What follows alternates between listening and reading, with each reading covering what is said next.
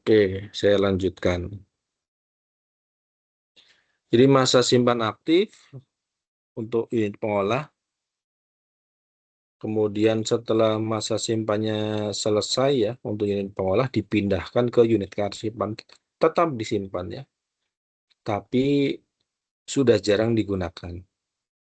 Setelah itu baru setelah masa inaktifnya selesai bisa musnah, bisa diserahkan ke Andri. Jadi ini penjelasannya saya bolak-balik ya karena ya begitu memang penjelasannya ya saling terkait. Nilai guna, retensi, JRA, aktif, inaktif, musnah, serah gitu ya. Jadi ini pemisahan tegas memisahkan arsip yang sering digunakan dari yang yaitu mempercepat penemuan kembali, kemudian efisiensi terukur audit objektif. Nah, dari sini nanti dari identifikasi arsip, mendata seluruh jenis arsip yang tercipta, dianalisis nilai gunanya, kemudian menetapkan nasib akhir menghasilkan sebuah JRA. Ini secara ringkas begini runutannya ya. Jadi memang untuk menyusun JRA lumayan lama. Karena nanti perlu persetujuan dari rekomendasi atau persetujuan saya lupa ya. Dari arsip nasional ya.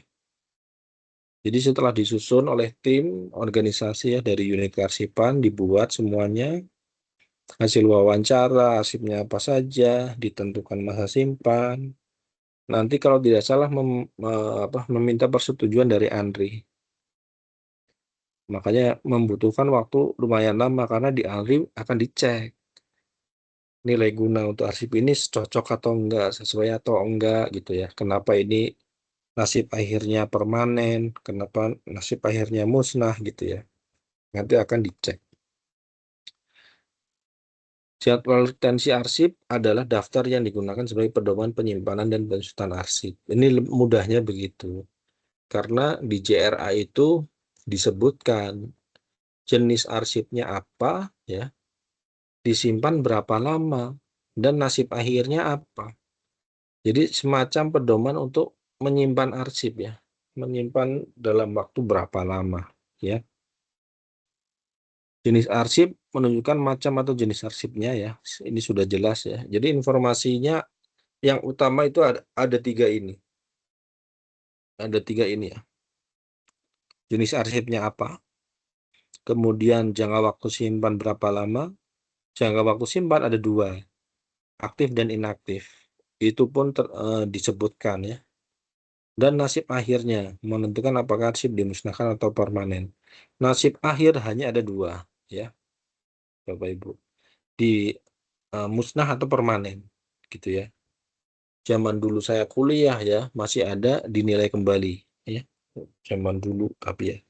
Nah, dinilai kembali ini sudah nggak relevan untuk sekarang karena kadang tim penilai itu ragu ini musnah atau enggak ya, akhirnya dinilai kembali, dipilih. Akhirnya numpuk lagi arsipnya gitu. Makanya dinilai kembali sudah nggak ada ya Bapak Ibu. Adanya musnah atau permanen. Jadi sebuah JRA itu intinya ini, tiga informasi ini gitu ya Bapak Ibu. Manfaat implementasi JRA itu apa? Ya efisiensi operasional. Ini teori aja ya. Menghemat ruangan penyimpanan, kemudian kepatuhan hukum, penyelamatan sejarah ini sekilas ya. Fungsi JRA sebagai pedoman penyimpanan arsip menentukan jangka waktu simpan setiap jenis arsip secara teratur dan konsisten. Jadi kita sebagai arsiparis atau pimpinan kita di organisasi itu nggak bisa menentukan, oh ini disimpan aja terus gitu. Yang ini perlu disimpan sekian lama, yang ini nggak perlu. Kita nggak bisa menentukan itu. Kita cek aja namanya JRA itu, jadwal retensi arsip itu.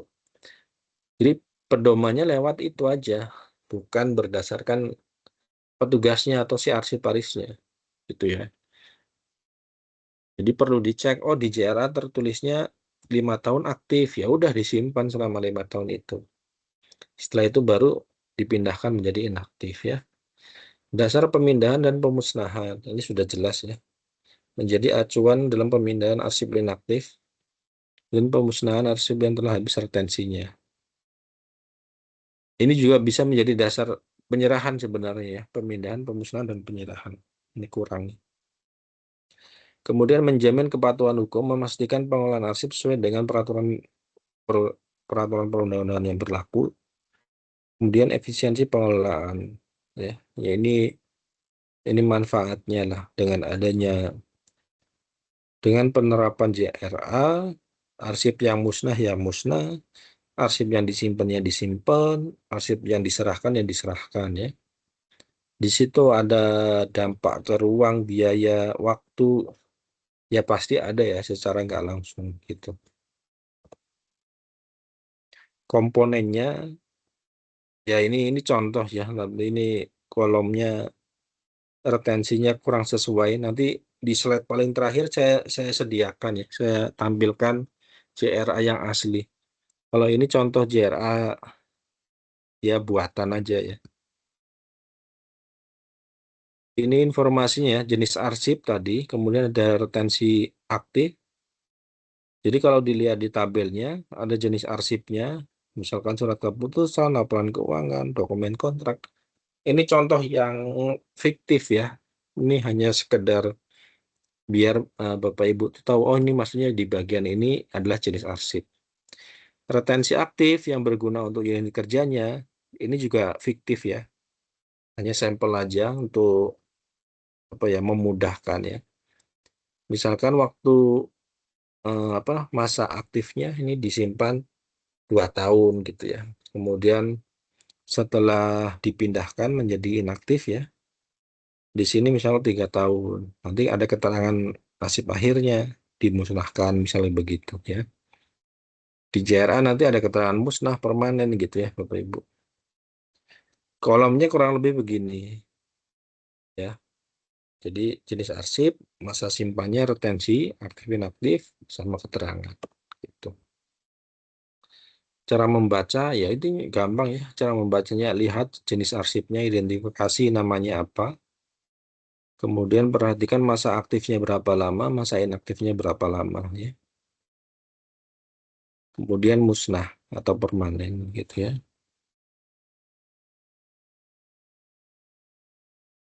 Nah, ini sudah dijelaskan.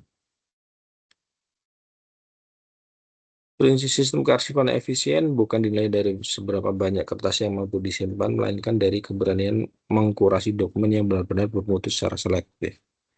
Ya ya, jadi bukan banyaknya volume arsipnya itu keren, nggak begitu ya. Tapi dari volume yang banyak itu dikurasi, dinilai, kemudian itu dikurangi ya, dengan melakukan penelitian itu akan dikurangi, dimusnahkan, diserahkan atau tetap disimpan gitu ya. Sehingga arsipnya itu yang disimpan benar-benar bermutu atau yang diserahkan juga arsip-arsip yang bagus gitu ya. Nilai menentukan nasib, gunakan metode Alfred untuk memisahkan arsip arsip vital dan bukan rutinitas, rawat yang tersisa, susulkan secara legal gitu ya. Ya ini konsepnya kurang lebih begitu. Oh ini sedikit ya, ini kayaknya udah slide-slide akhir nih. Ini sedikit mengenai, kali ini infografis ya sebenarnya ya, karena ini kayak rekapan. Cuman infografisnya tidak utuh. Ini sebagian aja ya materi dari perkuliahan ini. Jadi penilaian nilai guna menggunakan metode Alfred tadi ya, teman-teman sudah tahu. Untuk menentukan urgensi sebuah arsip, ini tuh fiskal, finansial tadi ya, legal, law, education atau apapun itu. Kemudian nanti klasifikasikan berdasarkan bobot nilainya. Arsip nggak berguna ya bawah ya. Mungkin hanya disimpan paling lama ya 1 tahun itu gitu ya. Atau arsipnya arsip penting, vital, berguna ya. Jadi disimpan. Ini nggak usah kata abadi ya, ya disimpan gitu ya. Disimpan lebih lama. Disimpan lebih lama nanti ya itu tetap ada yang permanen ya, disimpan terus-menerus menjadi statis misalkan. Atau arsip vital yang memang disimpan terus selama apa namanya kegunaannya masih ada ya. Panduan durasi penyimpanan menurut standar Alfred, maksudnya nilai guna Alfred tadi ya. Golongan arsip ini maksudnya jenis arsipnya vital, penting, berguna ya. Contohnya akte sertifikat, kalau arsip vital begitu ya. Arsip vital itu arsip yang ketika hilang nggak bisa dibuat lagi, nggak bisa diperbaharui. Akte sertifikat, dokumen legalisasi, masa simpan, ya ini bisa selama itu ya, selama organisasi itu masih ada. Kemudian penting laporan keuangan, kontrak, SK, ini misalkan aja ya, masa simpannya 5 tahun, 10 tahun gitu ya. Ternyata ini bisa dimusnahkan gitu ya. Ya nanti lihat tetap patokannya JRA ya Bapak Ibu ya. Kemudian berguna, ini laporan kegiatan gitu ya. Nanti tinggal cek nasib akhirnya apa. Apa dimusnahkan, apakah disimpan menjadi statis ya. Prosedur pemusnahan ini sepertinya bisa di web kedua sebenarnya ya. Cuma di infografis ini sudah muncul ya, kurang lebih begini. Ada panitia tim penilai nanti melakukan seleksi ya, seleksi arsip yang akan dimusnahkan atau yang akan dinilai statis ya, diserahkan. Kemudian dibuat daftar usulan, entah itu usul musnah atau usul serah ya. Minta persetujuan Andri bahwa arsipnya itu disetujui oleh Andri untuk dimusnahkan ya atau diserahkan. Kemudian eh, dila hmm, ini penilaiannya harusnya di atas ya. Ini mungkin verifikasi oleh Andri ya, dinilai eh, apa namanya ya. Kalau di kami itu verifikasi lapangan ya, dari Andri itu verifikasi lapangan, dicek daftar, kemudian arsipnya, kemudian nilai gunanya sesuai atau enggak, kemudian ditetapkan, kemudian berita acara. Ya kurang lebih beginilah. Cuman urutannya kayak kurang pas. Jadi untuk pemusnahan pasti urutannya ada persetujuan dari Andri gitu ya. Kemudian ketika memusnahkan pun ada pihak-pihak yang menyaksikan ya. Biasanya ada dari inspektorat, bisa dari biro hukum gitu ya. Bisa dari yang mempunyai arsip gitu ya Bapak Ibu ya. Ini slide penutup ya. Inti dari web 1 ini ya tentang penilaian arsip ya, kemudian nilai guna, kemudian CRA. 3 informasi itu yang apa saya sampaikan. Ringkasan materinya yaitu tentang 3 tadi ya. Penilaian proses analisis yang berfungsi sebagai filter penentu nasib sebuah arsip. Nilai gunanya tadi Alfred tadi. Kemudian nilai guna primer ya, Alfred. Kemudian nilai guna sekunder, kebuktian ya, atau evidensial sama informasional. Kemudian instrumen yang digunakan adalah CR. Nah, kalau ini yang benerannya nih, Bapak Ibu. Kalau yang tadi di atas slide awal tuh apa namanya? CRA-nya fiktif ya, maksudnya hanya sampel. Kalau ini yang di tempat kami ya, Bapak Ibu ya. Di tempat kami itu ada JRA berdasarkan keputusan Kepala BRIN tahun 2022. Kami susun, ini contoh aja ya. Misalkan ada jenis arsip untuk klasifikasi data dan informasi, diturunkan ya. Nanti jenis arsipnya ada kebijakan di bidang teknologi informasi komunikasi. Macamnya apa aja, pengkajian, dan seterusnya A sampai E. Aktifnya 2 tahun, inaktifnya 3 tahun. Keterangannya permanen. Ya udah nanti kalau ada arsip ini berarti permanen. Nah, kenapa bisa menentukan permanen 2 tahun 3 tahun ini? Yaitu tadi ketika menyusun sebuah JRA, tim yang menjadi tim itu melakukan wawancara ke unit yang mempunyai fungsi data dan informasi. Kalau di kami namanya Pusdatin ya, Pusat Data dan Informasi. Ya wawancara ke mereka, ada jenis arsip apa aja. Mereka menjawab, ada kebijakan di bidang teknologi informasi. Ya udah itu. Ini berapa lama biasanya dibutuhkan gitu ya. Kemudian nasib akhirnya apa? Begitu kurang lebih, Bapak Ibu. Ada juga misal pengelolaan data center ya, ada surat undangan, topologi jaringan, layout, SOP data center ya. Ini kan biasanya berkala ya. Ini musnah ternyata. Ya udah kita ikut kan gitu ya. Jadi tim unit kearsipan biasanya begitu. Dan semuanya nanti ini kan cuma satu slide aja ya. Nanti ada masih banyak sekali. Data dan informasi turunannya masih banyak. Nanti ada fungsi yang lain, misal kerjasama. Kerjasama pun ada turunannya. Perencanaan, pengawasan, wah ada semua lah. Ya. Penelitian pun sama. Nah ini, oh udah selesai ya. Jadi itu ya Bapak Ibu ya, apa namanya untuk web 1. Sedikit lagi saya tambahkan contoh. Ini contoh aja. Contoh apa JRA.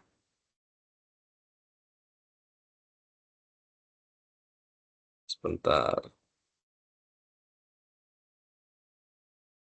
Bapak Ibu tinggal googling sebenarnya. Ketik aja peraturan mengenai tentang jadwal retensi arsip. Nanti hampir seluruh kementerian lembaga muncul ya. Dan mirip ya. Isinya tuh mirip-mirip ya. Jadi ini contoh aja Arsip Nasional tahun 2015. Anggaplah ini ya. Mungkin ada lagi yang versi baru, mungkin aja ya. Misalkan udah sekian tahun perlu diperbaharui, itu bisa ya. Saya ingin menunjukkan ini aja. Nah ini tabel ini nih. Jadi tadi ya, JRA itu menampilkan informasi jenis arsip, kemudian waktu simpan atau retensi, dan keterangan nasib akhirnya. Ini modelnya Andri ya, kemudian modelnya Brin yang kayak ini tadi ya. Nih, kan sama, informasinya itu sama ya, kurang lebih ini 3 poin ini. Kementerian lain pun sepertinya sama juga ya. Hanya begini aja begitu, apa namanya, informasinya. Ini contoh aja, arsip teladan ya. Andri punya program namanya Arsip Teladan Nasional, itu seleksi ya pemilihan arsip terbaik lah. Di sini ada nih berkas-berkasnya itu mulai dari pengumuman, seleksi, wawancara dan seterusnya, satu bundel ini ya, sampai penetapan pemenangnya. Ini ya A dan B nih. Waktu simpannya 2 tahun setelah pelaksanaan. Berarti 2025 nggak ada ya, 2026 ya. Misalnya 2024 nih. 2024 itu penyelenggaraannya. Berarti aktifnya 2 tahun setelah pelaksanaan. Ya udah pelaksanaannya 2024 berarti sampai dengan 2026 ya. 2 tahun setelah pelaksanaan. Kemudian 3 tahunnya inaktif ternyata, musnah. Gitu ya. Yang A ini ternyata musnah nih satu bundel ini. Tapi untuk penetapan tentang pemenangnya di sini permanen. Berarti dalam satu bundel banyak ini sebenarnya ada satu SK mungkin ya. SK Kepala Andri mengenai arsip teladan tingkat nasional tahun 2024. Contohnya begitu aja. Nah, yang SK-nya ternyata permanen. Gitu ya Bapak Ibu. Yang lainnya musnah. Berarti ketika proses penilaian, yang A ini bisa dimusnahkan semua, kecuali yang B. Yang B nanti dipisahkan ya. Ini menjadi permanen. Kenapa yang ini dimusnahkan? Ya ini cukup cukup lewat satu arsip aja ini sudah menggambarkan yang A gitu ya Bapak Ibu. Untuk menghasilkan sebuah SK penetapan ini ya, siapa yang juara, itu tuh melalui pengumuman, seleksi, wawancara, dan seterusnya. Jadi oleh Andri ini ternyata dipisah begini. Ini contoh aja ya. Kak, di tempat kami pun sama ya, kayak gini. Gitu ya Bapak Ibu. Oke, mungkin itu ya yang bisa saya sampaikan Bapak Ibu sekalian mengenai web pertama ini. Ada yang mau didiskusikan kah? Ada yang mau menanyakan sesuatu? Boleh tugas, boleh tentang tadi yang saya sampaikan mengenai materi.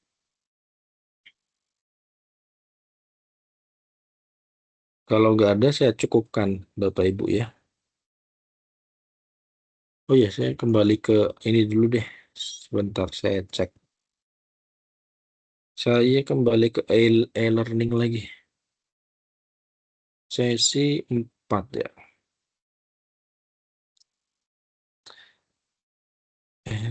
Kalau sesi 3 udah jelas ya. Sesi 3 Sebentar saya ulangi deh di sini ya. Sesi 3 ada tugas ya Bapak Ibu ya. Ini sudah ada 14 ya. Ada 14 yang kirim nih. Tugasnya, soalnya ini kayak gini tok nih. Jelaskan nilai guna yang ada pada arsip ya. Ya udah Bapak Ibu buat aja jawaban. Di sini nggak usah pakai laporan praktik ya, nggak usah ya. Jelaskan yang tadi saya udah sampaikan. Nilai guna itu ada dua, primer, sekunder. Primer apa aja, sekunder apa aja. Berikan contohnya. Lebih bagus lagi yang ada di tempat Bapak Ibu kerja. Jenis-jenis arsipnya itu lebih real lagi itu. Kemudian Bapak Ibu dalam menjawab, pakai buku apa? Referensi yang dipakai itu apa? Tuliskan di situ sumber referensinya apa ya. Sudah cukup begitu aja Bapak Ibu, itu jawabannya ya. Tapi kan masing-masing mahasiswa kan modelnya sendiri-sendiri. Ada yang rapi, ada yang kurang rapi gitu ya. Makin rapi makin bagus Bapak Ibu ya. Jadi maksudnya rapi itu ya jangan copy paste plug kemudian nggak diatur kiri kanannya gitu ya. Tipenya mungkin. Jadi perhatikan ya Bapak Ibu. Bisa jadi jawaban sama nilainya agak beda sedikit gitu ya. Karena yaitu kerapian mempengaruhi ya. Kemudian kelengkapan unsur jawaban. Unsur jawaban tadi ada jawabannya, ada contohnya, ada referensi yang dipakai ya. Udah itu insya Allah nilainya tinggi-tinggi ya. Ini tugas tugas 1 di sesi 3. Sesi 4 saya belum cek sih. Ada diskusi ya. Diskusi ini apa?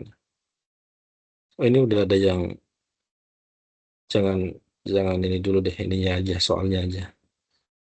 Diskusikan untuk melakukan penilaian arsip yang akan disusutkan harus dilakukan analisis fungsi. Oh, ini yang tadi ya, analisis substansi.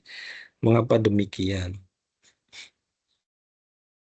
Untuk melakukan penilaian arsip yang akan disusutkan. Susutkan jadi yaitu di apa? Dikurangi volumenya ya.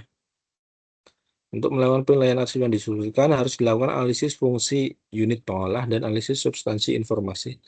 Mengapa demikian? Ya udah nanti teman-teman ini ya, coba jawab ya.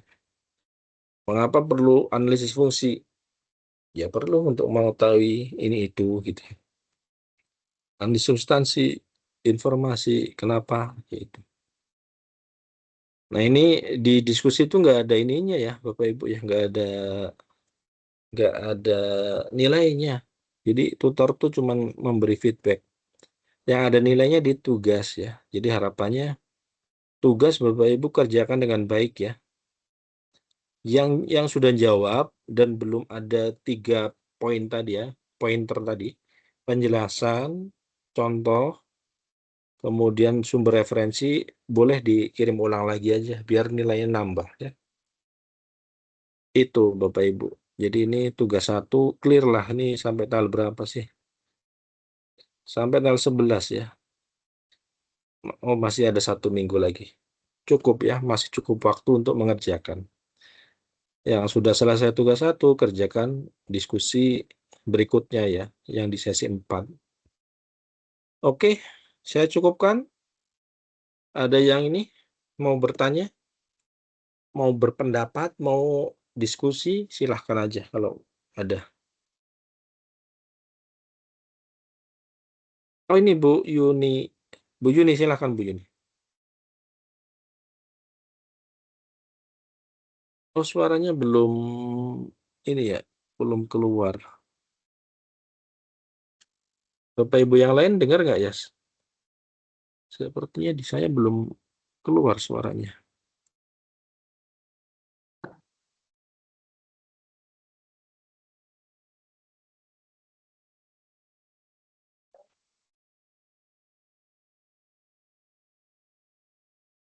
Suaranya nggak muncul ya, sebentar. Coba Bu, suaranya Bu. Oh iya, nggak dengar ya. Bapak Ibu yang lain dengar nggak? Nggak kedengaran. Iya, kedengeran Pak. Enggak. Belum. Mic-nya kayaknya nggak ini ya.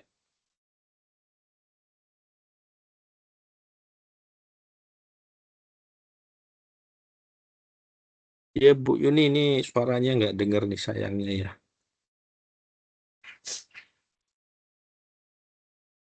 Hmm, Gimana caranya?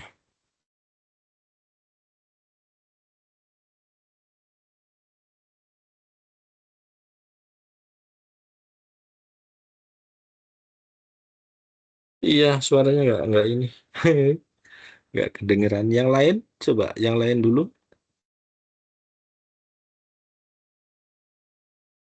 Adakah yang mau ditanyakan?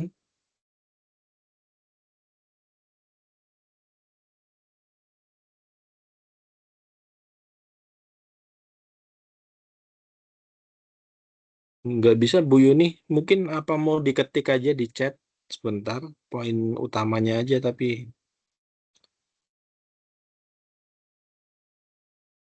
Jadi untuk presensi ya Bapak Ibu. Untuk presensi itu nanti akan otomatis ya. Ini MS Team-nya kan nyatet secara otomatis. Bapak Ibu join jam berapa, keluar jam berapa, ini MS Team otomatis. Saya nanti nggak melihat berapa lama Bapak Ibu di MS Team ini. Yang penting ada namanya aja di MS Team. Itu akan jadi dasar dalam melakukan presensi. Jadi tutor yang akan ngisi melalui MS Team ya. Jadi Bapak Ibu nggak perlu ngisi.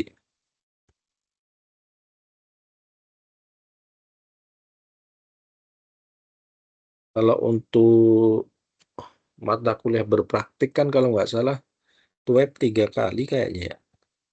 Web 3 kali, penilaiannya ada di tugas ya. Kalau nilai tugasnya kurang, ya nanti poin web seperti ini mungkin yang akan menjadi nilai tambahnya. Jadi harapannya kalau memang bisa ikut ya ikut aja gitu. Walaupun sambil mungkin capek pulang kerja ya, santai, rebahan, nggak masalah. Yang penting dengerin gitu. Ini tadi saya lupa untuk merekam sejak awal, jadi pertengahan, tapi nggak apa-apa lah. Oke, saya cukupkan nih kalau nggak ada yang mau bertanya. Tadi Bu Yuni nggak ada suaranya soalnya ininya. Mungkin laptopnya settingannya belum pas ya.